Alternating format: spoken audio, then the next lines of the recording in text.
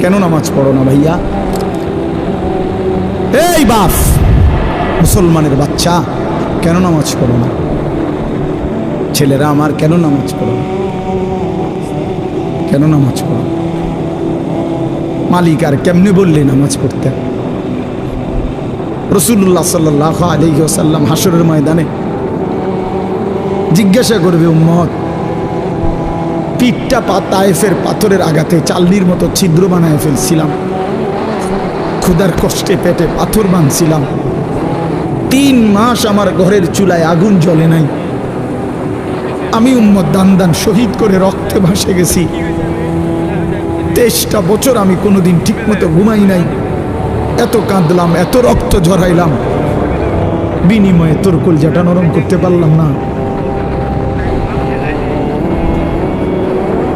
তোর দিলটা নরম করতে পারলাম না উম্মত। আমি আর কত কাঁদলে তুই আমার কথা শুনতে? আমি আর কত রক্ত ঝরাইলে আমি নবীর কথা মনে পড়তো?